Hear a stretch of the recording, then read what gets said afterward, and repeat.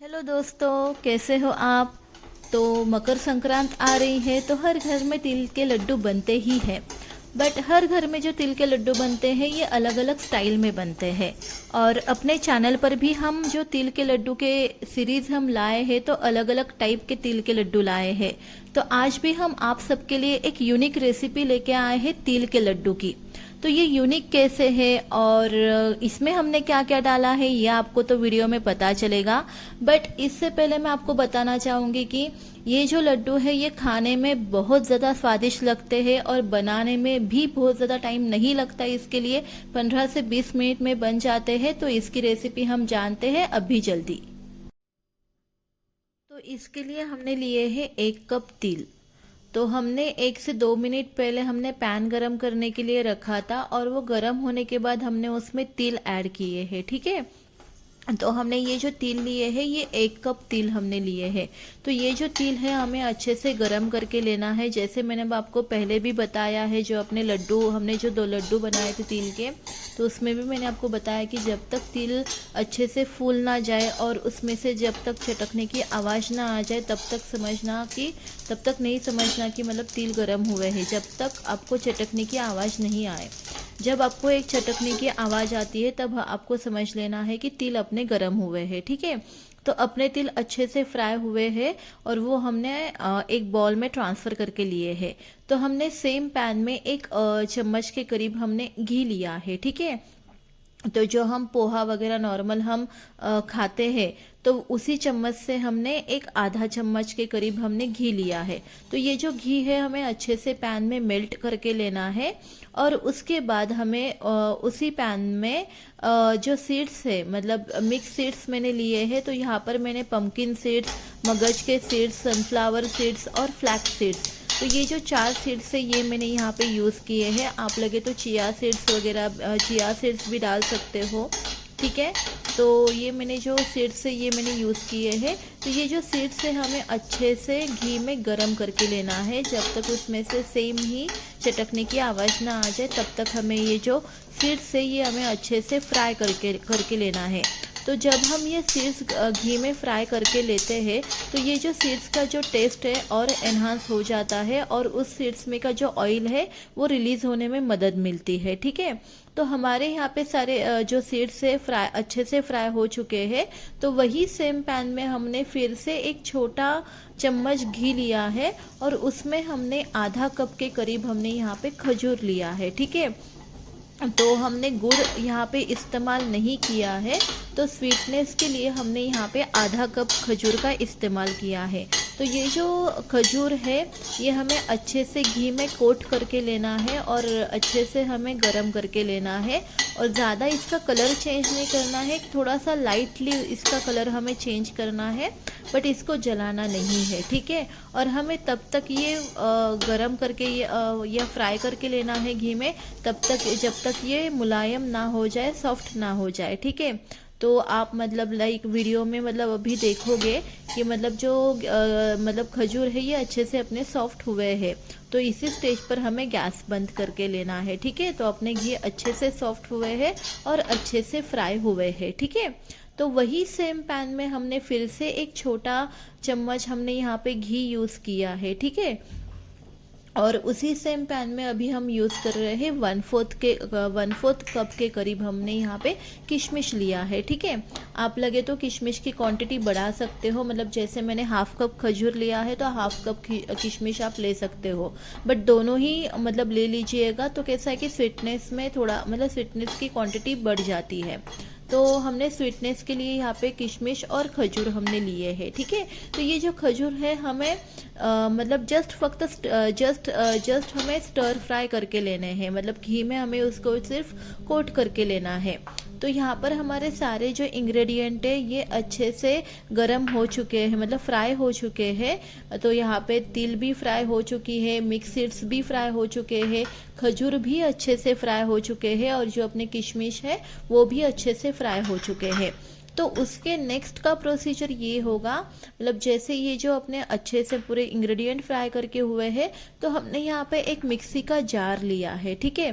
तो जो मिक्सी का जार हमने लिया है, तो यहाँ पर हमें पहला जो स्टेज है, तो हमें जो मिक्स सीड्स है ये हमें अच्छे से मतलब एक दरदरा उसको हमें पीस के लेना है, ठीक है। तो अच्छे से मतलब आप वो जो मिश्रण है अच्छे से आप ट्रांसफ़र कर लीजिएगा मिक्सी के जार में, क्योंकि हमने इसको घी में फ्राई किया है, तो इसमें घी में लगा है और बॉल में भी थोड़ा घी है, तो अच्छे से इसको इसको आप निकाल लीजिएगा मिक्सी के जार में, ठीक है।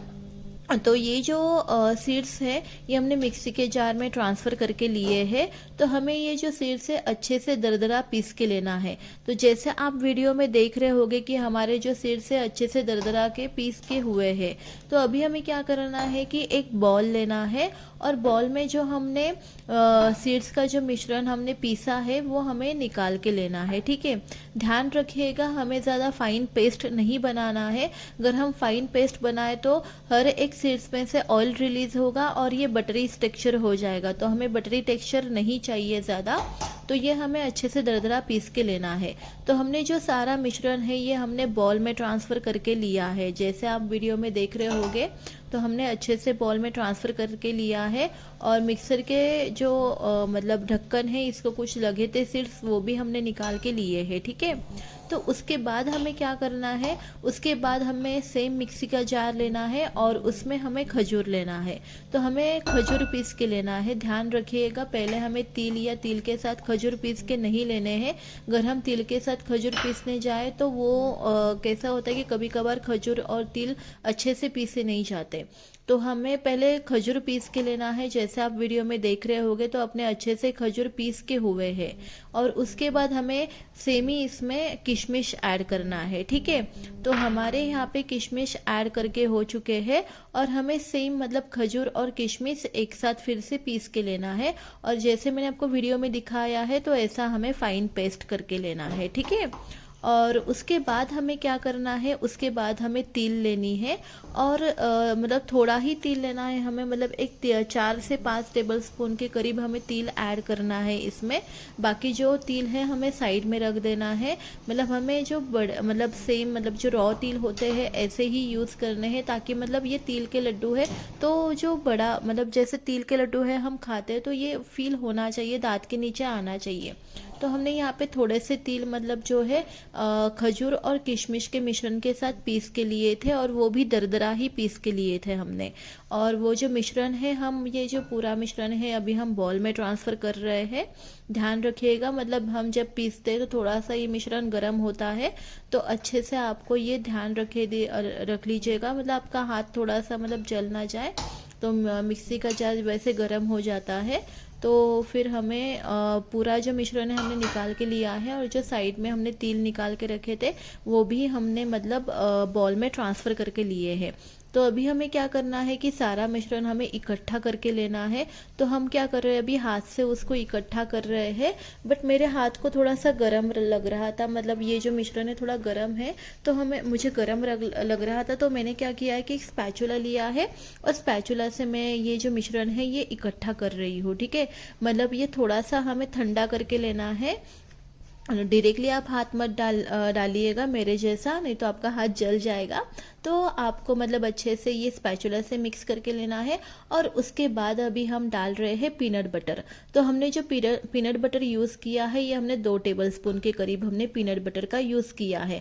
आप लगे तो पीनट बटर स्किप कर सकते हो और आप ऐसे ही लड्डू बना सकते हो, बट मेरा ऐसा है कि मतलब जब भी हम तिल के लड्डू खाते हैं तो उसमें थोड़ा सा हमें पीनट का टेस्ट चाहिए होता है। मतलब हम पीनट डालते ही डालते हैं, मतलब मुझे पर्सनली पसंद है कि जब हम तिल के लड्डू बनाते हो तो पीनट डाले करके।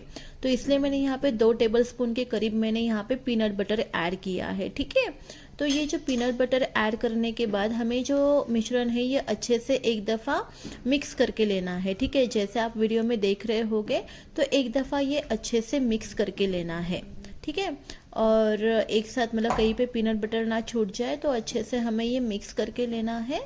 और मतलब मेरी मानिएगा मतलब टेस्ट बहुत ज़्यादा अच्छा होता है ये लड्डू का।